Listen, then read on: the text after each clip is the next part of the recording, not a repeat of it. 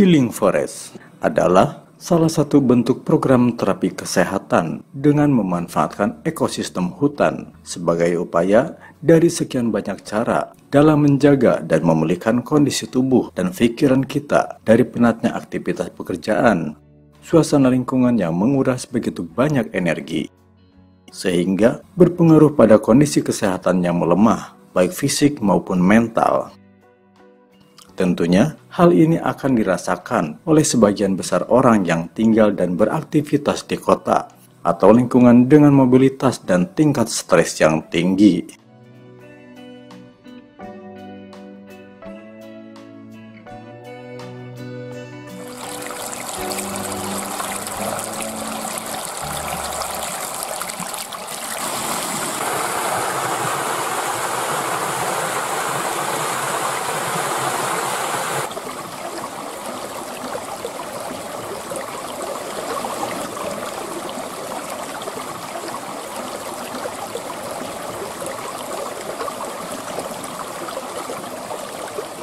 Healing Forest apabila diterjemahkan ke dalam bahasa Indonesia artinya hutan penyembuhan. Ada juga metode penyembuhan hutan yang dikembangkan di Jepang, yaitu forest bathing, yang artinya mandi hutan. Maksud mandi hutan di sini, diri kita mandi suasana hutan, seperti menikmati desir angin, suara hewan,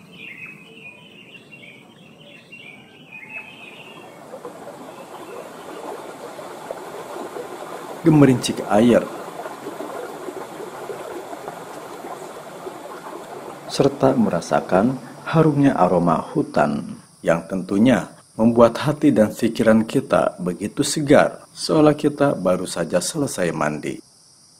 Healing Forest yang dikembangkan di Indonesia sudah ada acuannya, yaitu berdasarkan SNI 9006 tahun 2021. Tentang wisata hutan untuk terapi kesehatan.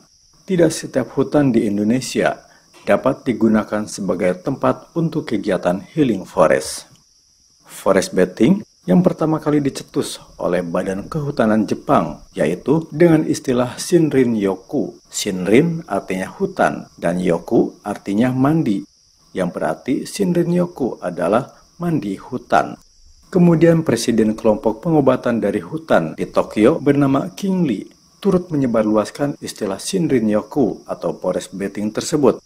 Forest bathing yang lebih menekankan pada interaksi manusia dengan alam, terutama terkait dengan senyawa phytoncide yang bermanfaat untuk meningkatkan imunitas tubuh.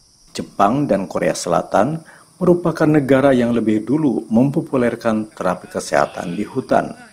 Begitu banyak manfaat terapi kesehatan di hutan, diantaranya meningkatkan konsentrasi dan daya ingat, menurunkan stres, menghilangkan depresi, dan lain sebagainya.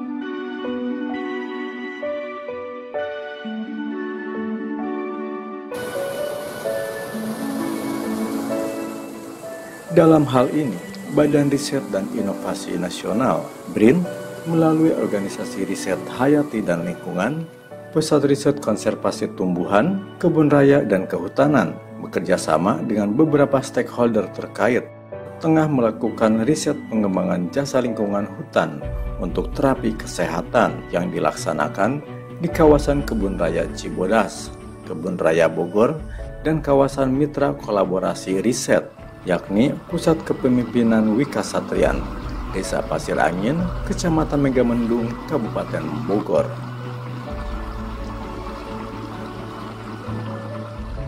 Saat ini, saya dan tim sedang melaksanakan kegiatan riset terkait riset pengembangan jasa lingkungan hutan untuk terapi kesehatan. Kegiatan riset ini kami lakukan secara berkolaborasi antar pusat riset dan antar kelompok riset di pusat riset konservasi tumbuhan, kebun raya, dan kehutanan BRIN. Jadi tidak hanya kelompok riset saya, di mana saya tergabung di kelompok riset arborikultur, tetapi kegiatan riset ini melibatkan rekan-rekan dari kelompok riset bioprospeksi tumbuhan dan juga rekan-rekan dari pusat riset biomasa dan bioproduk BRIN.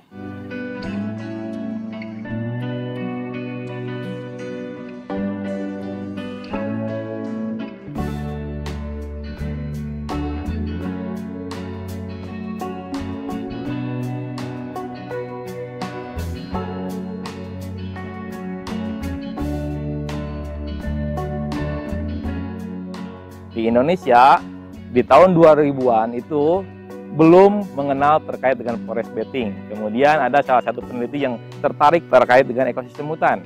Kemudian diamati, diobservasi, dan diaplikasikan. Ternyata memang dampaknya sangat luar biasa untuk kesehatan. Kemudian dari situ peneliti tersebut berinisiasi untuk membuat standar terkait dengan wisata hutan untuk terapi kesehatan di Indonesia. Karena ekosistem hutan di Indonesia berbeda dengan ekosistem hutan di negara lain tentunya. Karena negara subtropis dan negara tropis pasti ada perbedaan terkait dengan ekosistem hutannya.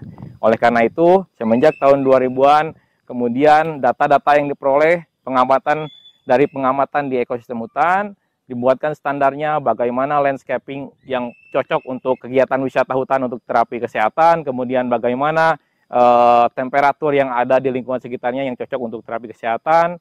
Kemudian selain daripada itu juga kemiringannya dan faktor-faktor lain yang mempengaruhi terkait dengan kegiatan wisata terapi ini dicantumkan dalam sebuah standar, yaitu SNI 9006 tahun 2021. Nah, dari situ perkembangan belum banyak yang meriset terkait dengan wisata hutan di Indonesia. Oleh karena itu, kami dari periset dari BRIN terpanggil untuk meneliti lebih jauh lagi untuk memberikan bukti-bukti terkait dengan dampak ekosistem hutan untuk kesehatan. Sebetulnya wisata hutan untuk terapi kesehatan ini sudah dilaksanakan beberapa periode gitu ya di lokasi-lokasi hutan alam.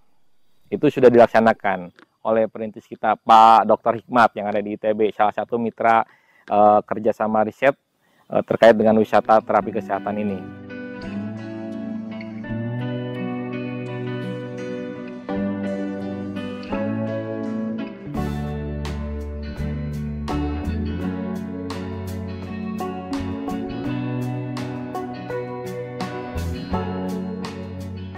Nah, ini kan kita akan ada di persimpangan, makanya kita ambil lagi datanya nanti di persimpangan sana. Karena topografinya mulai akan berubah, kita akan naik ke lokasi yang lebih tinggi.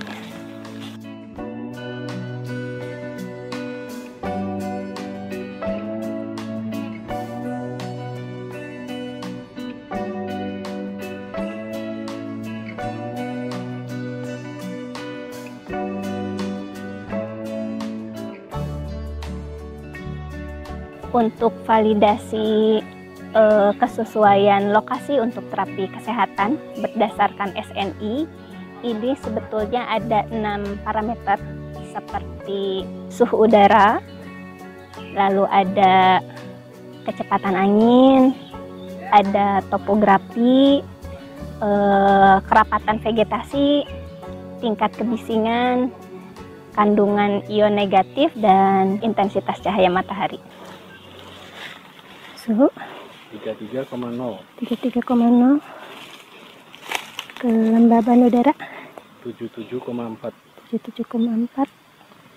Intensitas cahaya 229. kebisingan 55,1. Angin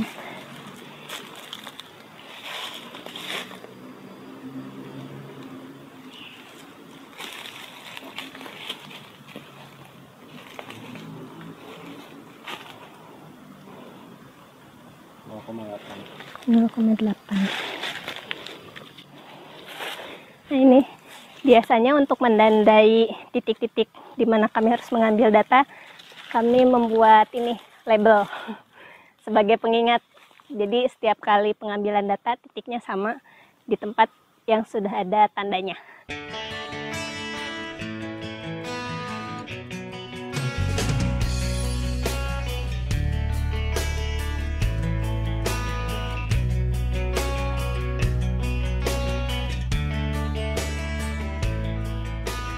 Tujuan periset BRIN untuk melakukan riset terkait dengan wisata hutan untuk terapi kesehatan adalah memberikan bukti-bukti atau evidence secara ilmiah kenapa ekosistem hutan bisa memberikan dampak yang baik terhadap kesehatan tubuh manusia.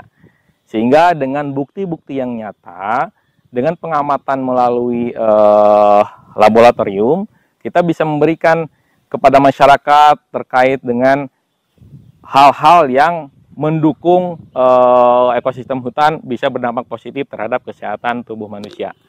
Salah satunya kita amati aroma yang dikeluarkan dari pohon yang kita kenal dengan phytoncide itu mengandung unsur apa saja sehingga bisa berdampak positif terhadap kesehatan tubuh manusia. Jadi lokasi ini kami pilih untuk menjadi lokasi kegiatan terapi kesehatan, atau kalau menurut SNI disebutnya healing forest ya. Nah, kenapa di lokasi ini? Karena kami rasa ini sudah hampir memenuhi syarat dari parameter yang ada di SNI terkait kelerengan. Di sini tidak terlalu terjal, tapi dari datar sampai menengah. Kalau kita lihat kan tidak terlalu curam ya di pinggir-pinggirnya meskipun ada tebing. Selain itu di sini juga sudah ada beberapa koleksi tegakan yang sudah besar, dan ini merupakan kayu putih ya Kang ya, yang eukaliptus. Tumbuhan eukaliptus ini sudah ada beberapa literatur yang ternyata dia berpotensi menghasilkan phytoncide. Nah, phytoncide ini ternyata memiliki potensi sebagai anti kanker, Kang. Tapi anti kankernya ini untuk kita tambang langsung, bukan diminum. Bukan diminum, tapi dengan menghirup aroma phytoncide itu, nah aroma-aroma yang kita cium itu bisa langsung merangsang ke tubuh kita untuk memproduksi sel anti kanker.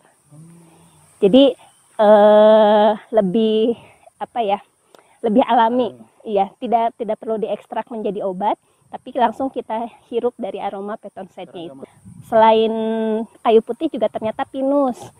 Pinus kalau di Korea itu sudah diteliti lebih lanjut, literatur tentang pinus dan phytoncide itu sudah banyak. Dan di sini pun kami memiliki koleksi pinus, tapi yang di sini yang banyaknya adalah kayu putih.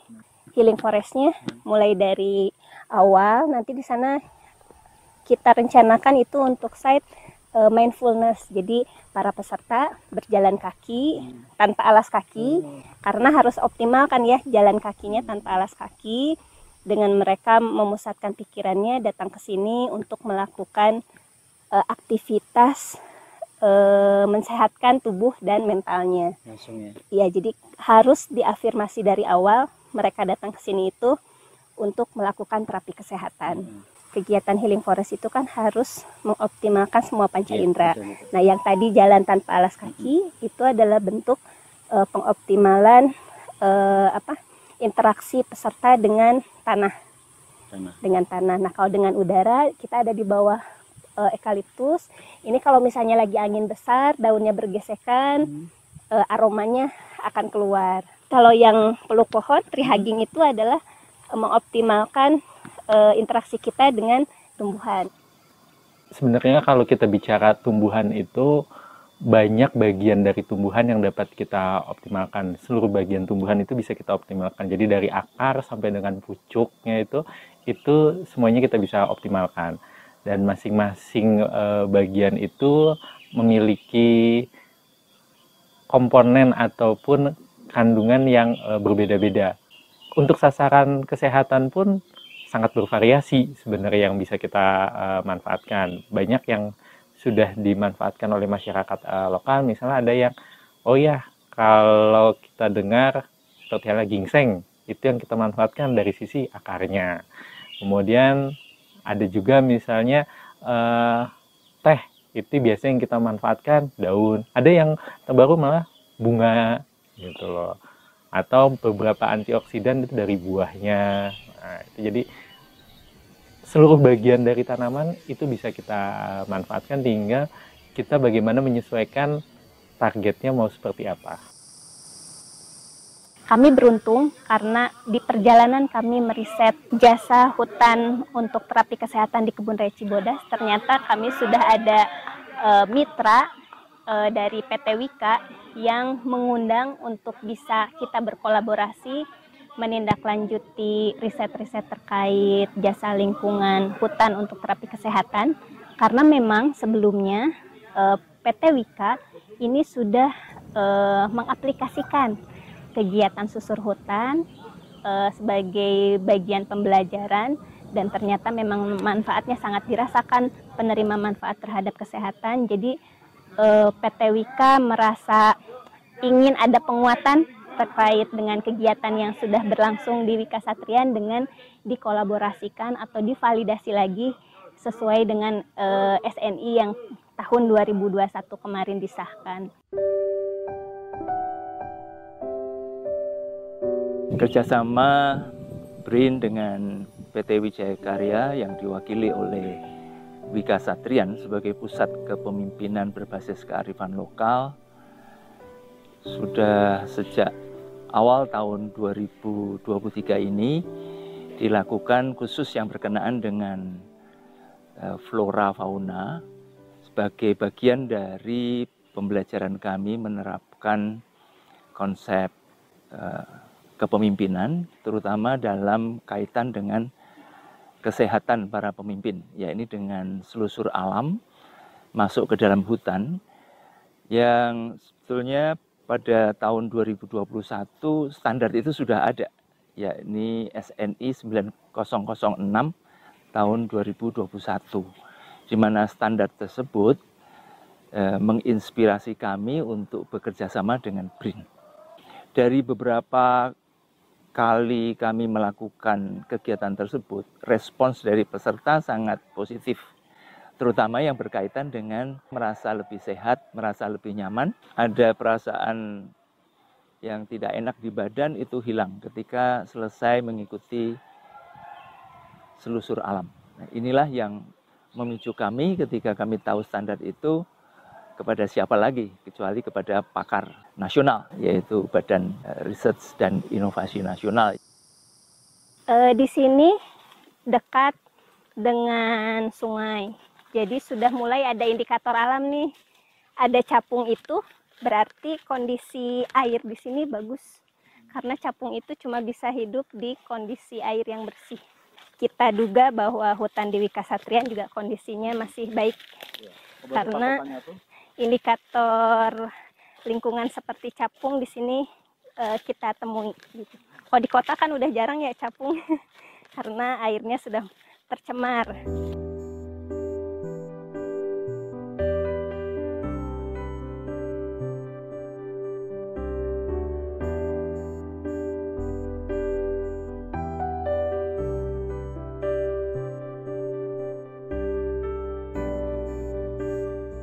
Kalau yang untuk proyek dengan Wika Satrian itu memang tumbuhan yang ada di trekking healing forest itu. Jadi harapannya saat peserta itu melakukan healing forest itu, kira-kira nih senyawa apa sih yang sebenarnya keluar dari tumbuhan tersebut, dari pohon, dari semak-semak itu, yang besar harapannya itu bisa meningkatkan relaksasi dari si peserta itu gitu. Kalau yang kemarin itu ada pohon, misalkan pohon pinus, ada pohon durian juga, kemudian ada pohon melinjo, ada beberapa pohon damar dan sebagainya gitu.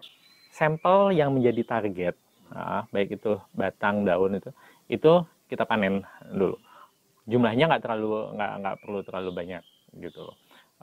Tergantung nanti teknologi yang mau kita pakai untuk analisis seperti apa.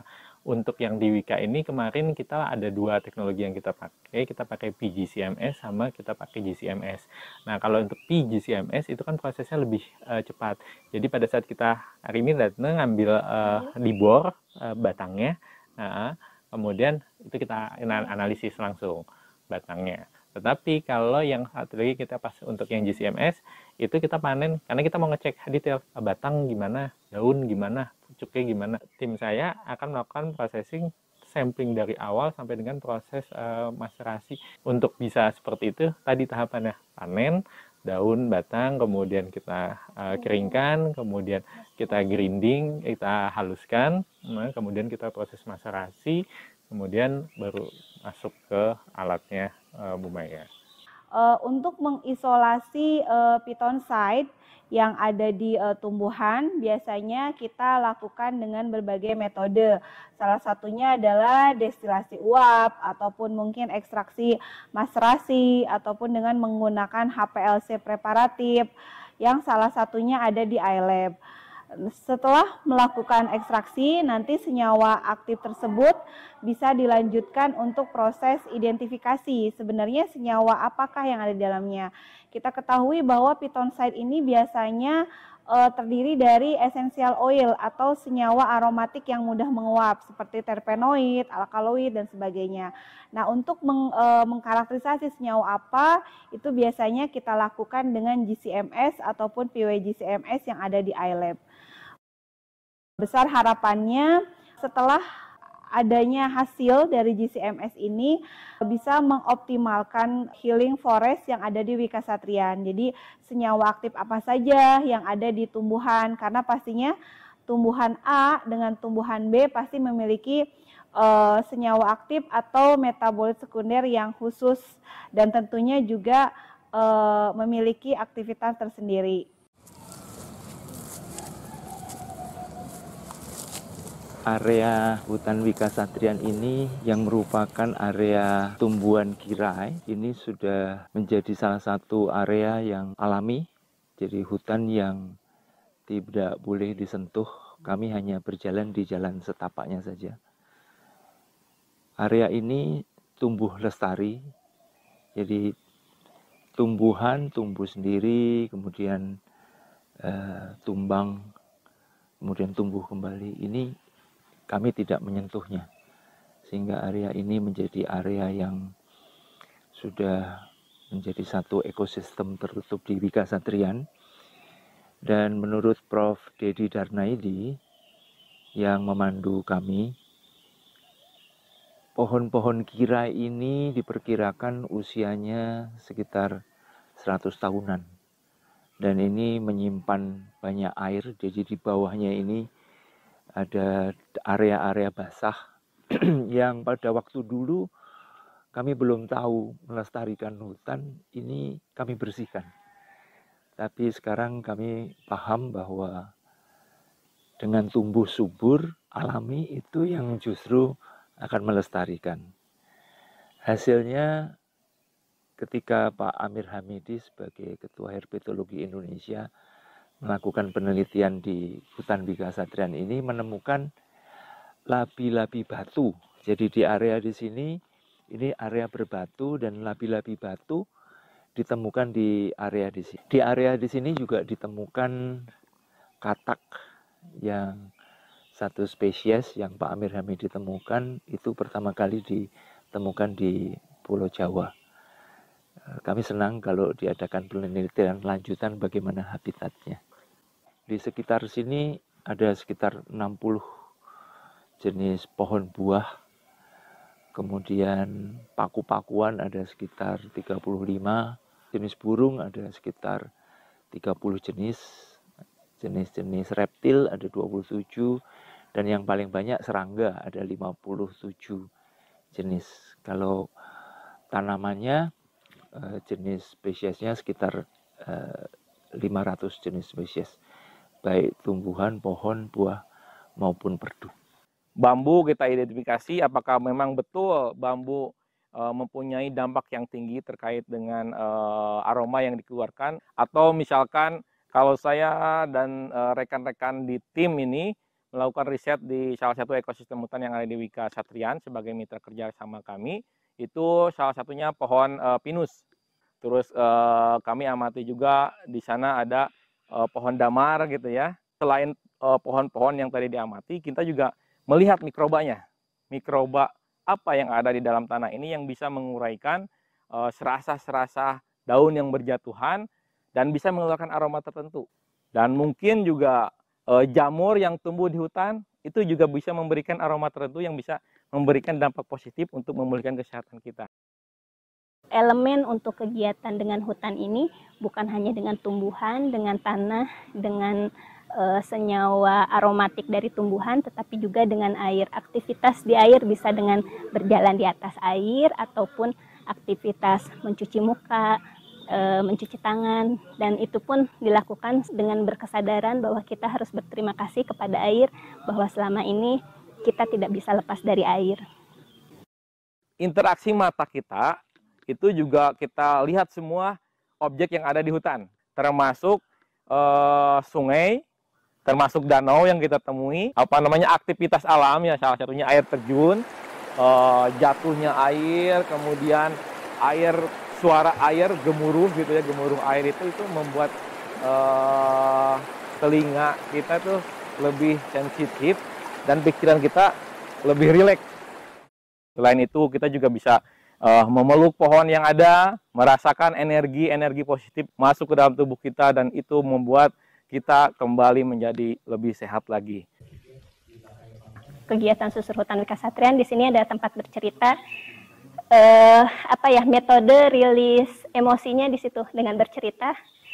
Kan biasanya suka jadi ringan ya beban kalau misalnya kita udah sharing, apalagi sharingnya ditemani oleh pamong-pamong yang memang pakarnya di psikolog.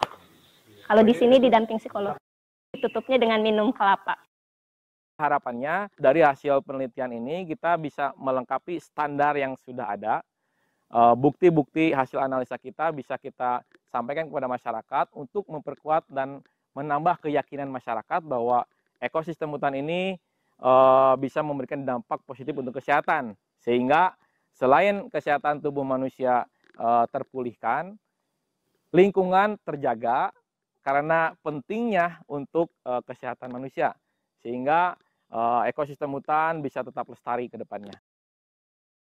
Riset yang sedang kami laksanakan saat ini, memang kegiatan risetnya masih berjalan, dan khususnya untuk kegiatan riset yang dilakukan bersama dengan PT Wijaya Karya atau PT Wika, dengan target-target hasil kegiatannya yang kami harapkan nanti adalah berbagai macam publikasi, baik itu dalam bentuk jurnal ilmiah ataupun proceeding ilmiah taraf internasional, dan juga kami akan merumuskan terkait naskah akademik untuk rekomendasi perbaikan dari SNI 9006/2021 yang sudah ada sebagai bentuk penyempurnaan dari hasil-hasil temuan kami di lapangan selama 2 tahun nanti.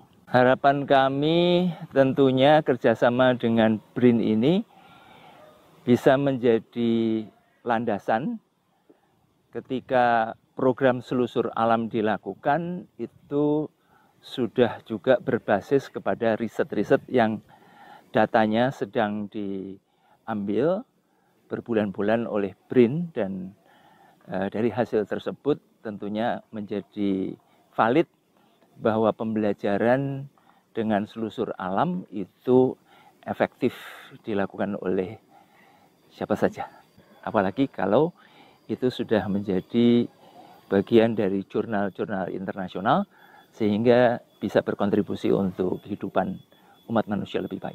Gambaran real terkait kegiatan terapi kesehatan di dalam hutan yang berdasarkan SNI 9006/2021 atau yang kita kenal dengan Healing Forest, itu sebetulnya merupakan kegiatan terapi yang memang bisa atau memiliki potensi bisnis, terutama untuk para pengusaha wisata alam yang ingin memberikan program-program yang lain dari yang lain, terutama untuk terapi kesehatan kepada masyarakat. Nah, ini sebetulnya sangat mudah jika nanti SNI-nya sudah bisa diterapkan di masyarakat secara umum. Pengelola wisata tinggal membuat validasi terkait validasi tapak untuk kegiatan terapi kesehatannya melalui pengukuran data lingkungan yang sesuai parameter yang ada di SNI, dan selain itu program-program kegiatan seperti bagaimana bisa mengoptimalkan panca indera para peserta melalui kegiatan berinteraksi dengan tanah, berinteraksi dengan tumbuhan, berinteraksi dengan aroma alam, berinteraksi dengan air, dan tentu saja ada juga kegiatan-kegiatan yang kemasannya adalah untuk merilis emosi. Berbagai bentuk banyak yang bisa direkomendasikan, dan nanti pun keluaran dari kami untuk PT Wika adalah rekomendasi bentuk kegiatan healing forest yang paling efektif dan efisien dilakukan berdasarkan karakteristik tempat hutan Wika Satrian di sini.